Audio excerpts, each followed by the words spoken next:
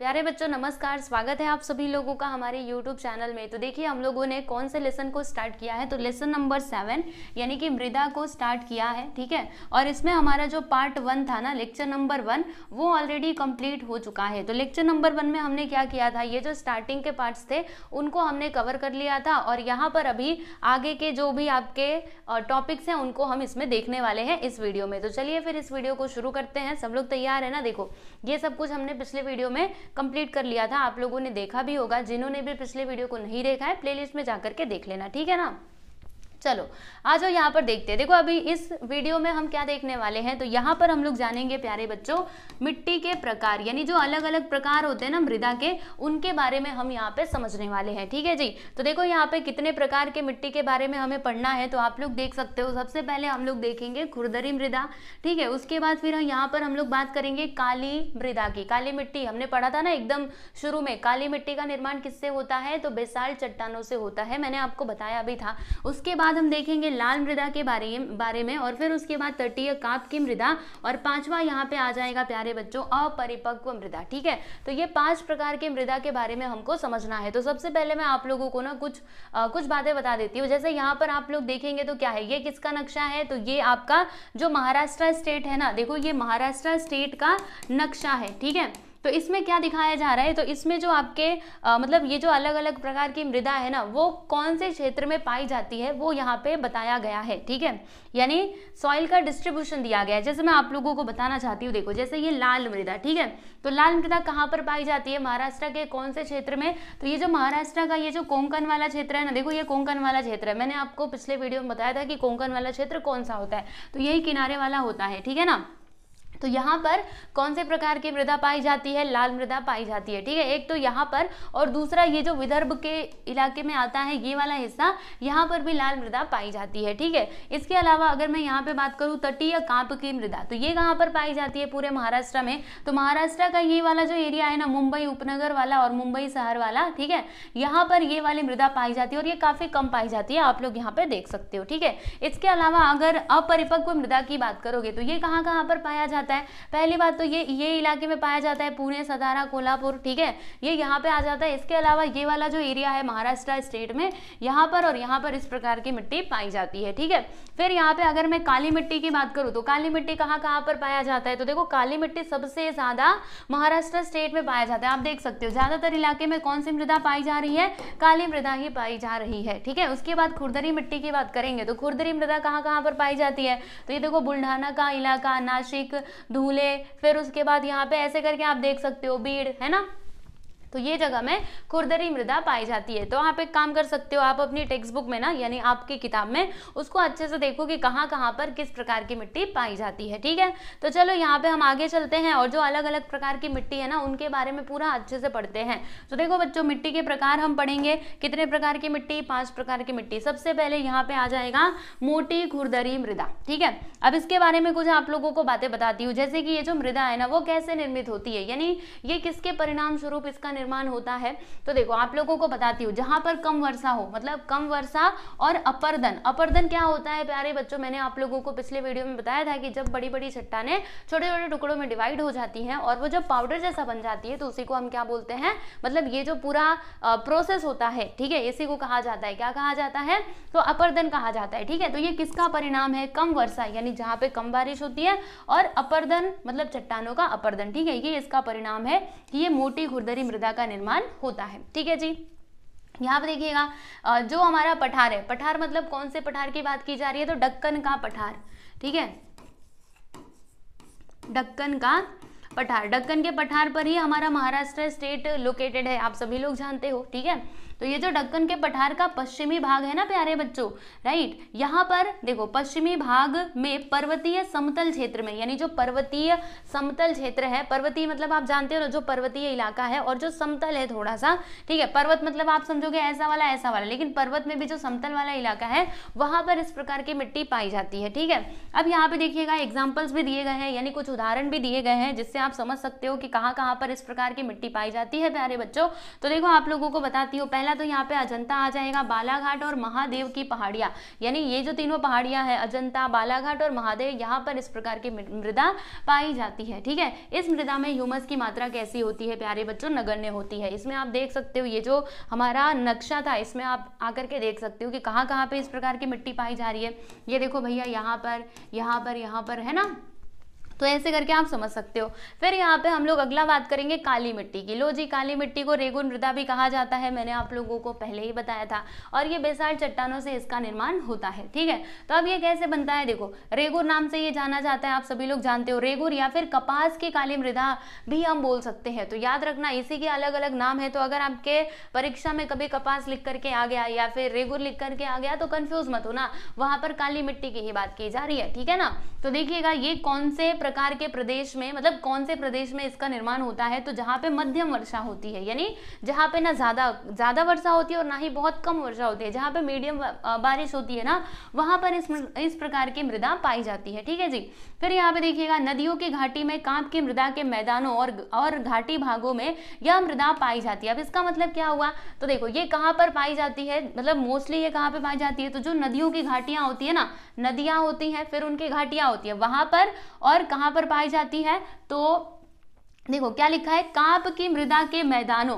तो कांप की मृदा मतलब क्या होता है? जैसे मैं आपको बताती हूँ, मान लीजिए यहाँ पे नदी बहती हुई आ रही है, ठीक है, तो नदी जब बहते हुई आती है तो वो अपने साथ बहुत सारे मिट्टी वगैरह सब बहाते हुए लेकर के आती है। ठीक है, तो मान लीजिए यहाँ से नदी बह करके चली गई, लेकिन जो उसके द्वारा लाया गया मिट्टी वगैरह था ना, मिट्टी रेती, वो सब यहाँ पे क्या हो जाता है, इस एरिया में जम जाता है। ठीक है, तो उसी को क्या कहा जाता है? कांप की मृदा का मैदान। मतलब जो नदियों द्वारा लाए गए सेडिमेंट्स, यानी नदियों द्वारा लाए गए मिट्टी से जो निर्मित भूमि होती है उसी को कांप की मृदा का मैदान कहा जाता है। ठीक है, तो वहां पर इस प्रकार की मिट्टी पाई जाती है। ठीक है प्यारे बच्चों, अब यहाँ पे एक और बात समझिएगा, जैसे ये जो काली मृदा है ना, अब इसके भी मतलब दो प्रकार होते हैं। देखो, एक तो क्या होता है जो एक तो अत्यधिक काली मृदा होती है और दूसरा मध्यम काली मृदा होती है। क्या बोला मैंने? एक तो बहुत काली होती है, एकदम डार्क होती है, और दूसरी थोड़ी सी कम होती है, यानी कि मीडियम काली मृदा होती है। ठीक है, तो ये जो अत्यधिक काली मृदा है ना, ये कहाँ पर पाई जाती है? तो दक्कन पठार के पश्चिमी भाग में, यानी जो दक्कन का पठार का जो पश्चिमी भाग है वहां पर अत्यधिक काली मृदा पाई जाती है, और जो ये वाला भाग है विदर्भ वाला, यानी कि पूर्व वाला भाग, ठीक है, विदर्भ पूर्व में आता है और ये सब कुछ पश्चिम में आता है, ये हाँ पश्चिम में आते हैं। ठीक है ना, तो वहां पर किस प्रकार की मिट्टी पाई जाती है? तो मध्यम काली मृदा पाई जाती है। याद रहेगा आप लोगों को, तो ये कुछ इंपॉर्टेंट पॉइंट है, याद रखना। जैसे यहाँ पर आप लोगों से पूछ दिया कि पश्चिमी भागों में कौन सी काली मृदा पाई जाती है, तो आप बताना अत्यधिक काली मृदा, और पूर्व में तो मध्यम काली मृदा। ठीक है, ऐसे करके आप लोगों को बताना रहेगा। चलो यहाँ पर हम लोग बात करते हैं प्यारे बच्चों लाल मृदा की। अब लाल मृदा कहाँ पर पाया जाता है बताएंगे जरा? तो यहाँ पर हम लोगों ने पहले देख लिया था, ये जो कोंकण का क्षेत्र है, ये देखो ये कोंकण का क्षेत्र है प्यारे बच्चों, इसको कोंकण कोस्ट कहा जाता है, यानी कोंकण हिंदी में इसको गुस्सो कहते हैं। ठीक है, देखो ये है ना, तो यहाँ पर पाई जाती है, और दूसरा ये जो विदर्भ वाला थोड़ा सा ये वाला इलाका है यहाँ पर पाया जाता है। तो देखो इसके बारे में यही बताया गया है, आज मैं आप लोगों को एक्सप्लेन कर देती हूँ। देखो सह्याद्री के पश्चिम में कोंकण तटवर्ती क्षेत्र, देखो सह्याद्री पर्वत भी वहीं पे आता है, मैंने आपको बताया था ना। देखो सह्याद्री पर्वत कहाँ पर आता है? देखो देखो देखो ध्यान से, यहाँ से लेकर के ये पूरा यहाँ तक सह्याद्री पर्वत जाता है, और बीच में एक और पर्वत आ जाता है नीलगिरी पर्वत। ठीक है, तो वो उसी इलाके में आ रहा है, कोंकण वाले क्षेत्र में ही आ रहा है। तो वही बोला गया है कि सह्याद्री के पश्चिम में, देखो पश्चिम क्या होता है प्यारे बच्चों आप लोगों को, वैसे तो मैंने बताया था, एक बार फिर से देख लेते हैं। देखो ये ना 4 हमारे क्या होते हैं, दिशाएं होती हैं, आप सभी लोग जानते हो है ना। कौन कौन सी दिशाएं होती हैं? उत्तर, दक्षिण, पूरब, पश्चिम, ऐसे करके होता है 4। ठीक है, अब कौन कहाँ पर आएगा ये आपको कैसे पता चलेगा? किधर उत्तर होगा, किधर पश्चिम होगा, किधर पूरब होगा? तो आ जाओ इधर, देखो यहाँ पर ये जो आप ऊपर देख रहे हैं ना, ये आपका नॉर्थ होता है, यानी कि ये आपका उत्तर है। ठीक है, फिर इसके जस्ट नीचे ये वाला जो है ना, नीचे वाला, ये आपका दक्षिण होता है। क्या होता है प्यारे बच्चों? उत्तर दक्षिण। ठीक है, क्या बोलोगे? उत्तर दक्षिण। अब पूरब पश्चिम कहाँ पर आएगा? तो ये होगा पूरब, ये होगा पश्चिम। किसी भी मैप में, किसी भी नक्शे पे अगर आपको दिशाओं का पता लगाना है तो आप ऐसे करके लगा सकते हो। ये हो गया पूरब और ये हो गया प्यारे बच्चों पश्चिम। पश्चिम ऐसे लिखते हैं। ठीक है, तो ऐसे करके होता है, याद रहेगा। हाँ, 1 से 2 बार इसकी प्रैक्टिस करोगे ना, याद हो जाएगा। इसमें बड़ा कंफ्यूजन होता है, उत्तर दक्षिण तो हम समझ लेते हैं, लेकिन पूरब पश्चिम में कंफ्यूजन हो जाता है कि पूरब इधर आएगा या फिर इधर आएगा। तो समझो इधर आएगा प्यारे बच्चों पूरब, इधर आता है पश्चिम। ठीक है, तो यहाँ पर क्या बोला गया था कि सह्याद्री पर्वत मतलब सह्याद्री के पश्चिम में जो कोंकण तटवर्ती क्षेत्र है और जो विदर्भ वाला क्षेत्र है, पूर्व विदर्भ वाला, ठीक है, वहां पर इस प्रकार की मिट्टी पाई जाती है। मैंने आपको मैप में दिखाई दिया था, ठीक है। और ये चट्टानों में देखिएगा होता क्या है, देखो अति वर्षा के प्रदेश में चट्टानों का होने वाला अपरदन बड़े पैमाने पर बह जाता है। यानी होता क्या है, सुनना ध्यान से, देखो जहां पर बहुत ज्यादा वर्षा होती है, बहुत ज्यादा बारिश होती है, वहां पर उस प्रदेश में जो चट्टानों का अपरदन होता है ना, अपरदन मतलब मैंने आप लोगों को बताया था, ठीक है। देखो बारिश की वजह से क्या होता है, वो बह जाता है। मान लीजिए जैसे ये चट्टानों का अपरदन है, ठीक है, इधर से पानी आया, इधर से पानी आया, तो बारिश के कारण क्या होगा, ये पानी बहते हुए जाएगा और ये जो सारी मिट्टी वगैरह है इनको यहाँ से बहा करके लेकर के चला जाएगा, ठीक है। तो जब ऐसा होता है ना, तो वो जो चट्टानें होती है, मूल चट्टानें क्या होती है, मैंने आपको बताया था, जिससे मिट्टी का निर्माण होता है, ठीक है। तो मूल चट्टानें कैसी हो जाती है, अनावृत हो जाती हैं। अनावृत का मतलब क्या, वो पूरा खुली हो जाती है। मान लीजिए मैं आपको बताती हूँ, यहाँ पे बहुत सारे पत्थर हैं, ठीक है जी। अब देखो यहाँ पे मिट्टी वगैरह, छोटे छोटे कंकड़ पत्थर यहाँ पे पड़े हुए हैं। अब बारिश आया तो पानी की मदद से ये क्या हुए, ये यहाँ से बह करके चले गए। जब ये यहाँ से बह करके चले जाएंगे, देखो आपको ये बहा वाला मिटा देती हूँ, ठीक है। तो ये बह करके चले जाएंगे तो बचेगा क्या, ये जो चट्टानें वगैरह है वो यहाँ पे बचेंगी ना। तो ये कैसी हो जाएंगी, खुली हो जाएंगी। पहले ये मिट्टी की वजह से ढकी हुई थी, लेकिन जब ये मिट्टी बह करके चली गई तो ये तो नहीं जा पाए, क्योंकि ये बड़े बड़े चट्टाने थे। तो ये क्या हो गए, यहाँ पर ये खुले ही रह जाते हैं। अनावृत का मतलब क्या, खुले रह जाना, ठीक है। तो इसके कारण क्या होता है, देखो चट्टानों में स्थित जो लौ होता है ना, जैसे ये जो चट्टाने है ना, इसमें स्थित लौ होता है, यानी कि आयरन। ओके, तो आयरन का किसके साथ अभिक्रिया होता है प्यारे बच्चों, देखो आयरन का ना जो हवा में हमारे, देखो ऑक्सीजन के साथ संयोग होता है। मैं आपको बताती हूँ, देखो चट्टानों में स्थित का वातावरण में निहित ऑक्सीजन, जैसे जो हमारा वातावरण है, यानी कि जो हवा है, उसमें क्या मिली हुई होती है प्यारे बच्चों, ऑक्सीजन भी होती है ना, ऑक्सीजन भी होती है। ऑक्सीजन मतलब, हाँ ऑक्सीजन मतलब इंग्लिश में भी इसको वही, हिंदी में भी वही कहा जाता है। तो चट्टानों में स्थित जो लौ होता है और जो ऑक्सीजन होती है हमारे वातावरण में, उनके साथ उनका क्या होता है, संयोग होता है। और संयोग होने के बाद रासायनिक क्रिया घटित होती है, यानी रासायनिक क्रिया उसके अंदर होती है, केमिकल रिएक्शन होता है, और इसके कारण इस मृदा का निर्माण होता है, ठीक है। और ये मृदा कैसी हो जाती है, थोड़ी थोड़ी लाल रंग की हो जाती है इसी के कारण। यानी किसके किसके साथ संयोग होता है बताएंगे जरा। देखो चट्टानों में स्थित जो लौ होता है वो, और वातावरण में उपस्थित जो ऑक्सीजन है ना, उनके साथ उसका क्या होता है, संयोग होता है, और रासायनिक अभिक्रिया के परिणाम स्वरूप इस मिट्टी का निर्माण होता है, यानी कि लाल मृदा का निर्माण होता है, ठीक है जी। तो ये है आप लोगों का लाल मृदा। मुझे पूरी उम्मीद है कि आप लोग इसको समझ गए होंगे। नेक्स्ट यहाँ पर हम लोग बात करेंगे तटवर्ती काप की मृदा। अब इसका क्या सिनेरियो है, आज देखते हैं। देखो आप लोगों को एक बात बताती हूँ, पहले यहाँ पे हम देख लेते हैं तटवर्ती काप की मृदा कहाँ कहाँ पर पाई जाती है। ये मैप में एक बार देखो और फिर मैं आपको एक्सप्लेन कर देती हूँ। मैप कहाँ गया, देखो तटवर्ती काप की मृदा ये बहुत ही कम पाया जाता है महाराष्ट्र स्टेट में।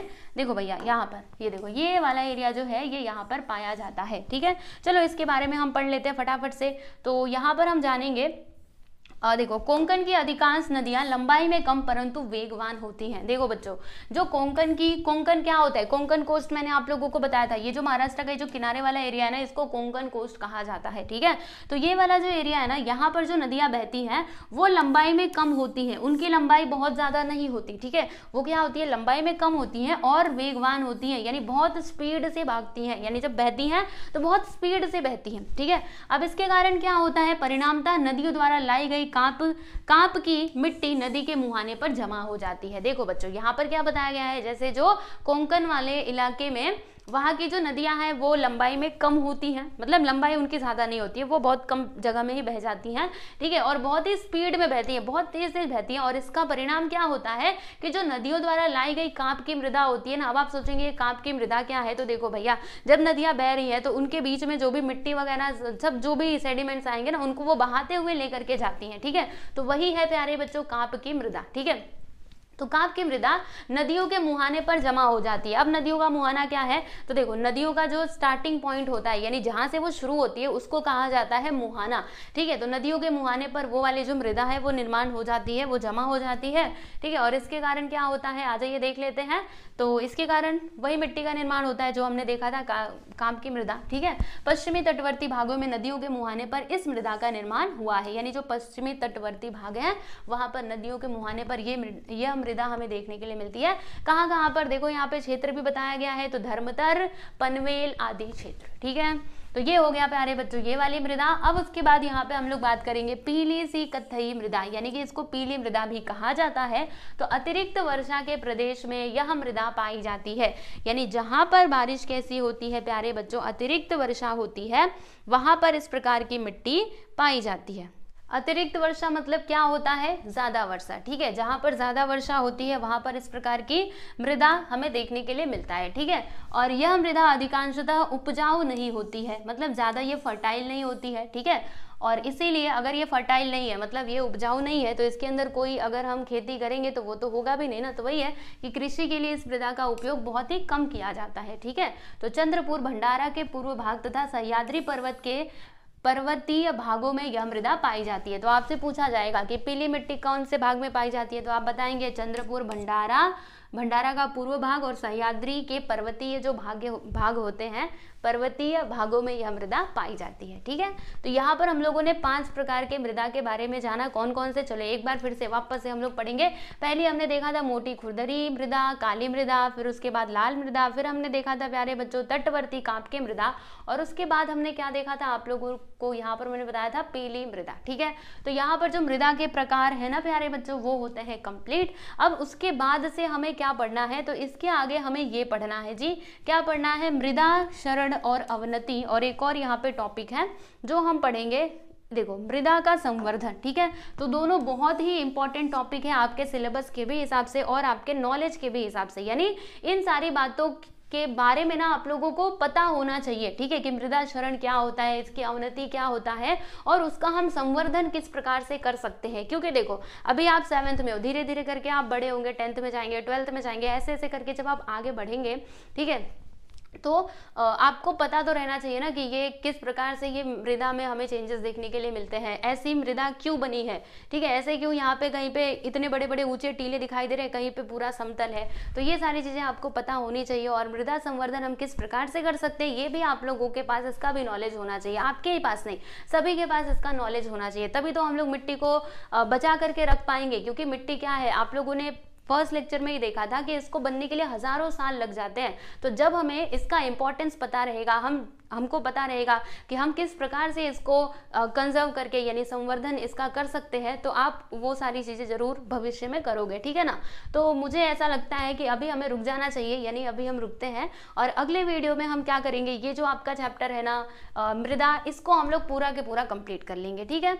तो बस यहीं पे रुकते हैं। बताइए आपको ये वीडियो कैसा लगा, आप ना हमको कमेंट करके जरूर बताना, ठीक है। और एक बात बताना चाहती हूँ, मैंने आप लोगों को मेरे ऐप के बारे में बताया भी था, तो आप ना उस ऐप को डाउनलोड कर लेना, क्योंकि वहाँ पर आपको हर एक सब्जेक्ट की टेक्स्ट बुक भी मिल जाएंगी और सॉल्यूशंस भी मिल जाएंगे, यानी वो भी PDF के फॉर्म में, ठीक है ना। तो आप उसको जरूर डाउनलोड कर लेना। अभी आप सोच रहे होंगे ऐप का लिंक कहाँ पर मिलेगा, अरे भाई डिस्क्रिप्शन बॉक्स में मिलेगा, तो जाकर के आप फटाफट से डाउनलोड कर लीजिए, ठीक है। तो चलिए आज के लिए इतना ही, मिलेंगे हम लोग बहुत ही जल्द अगले वीडियो में। ध्यान रखना अपना, बाय एवरीवन।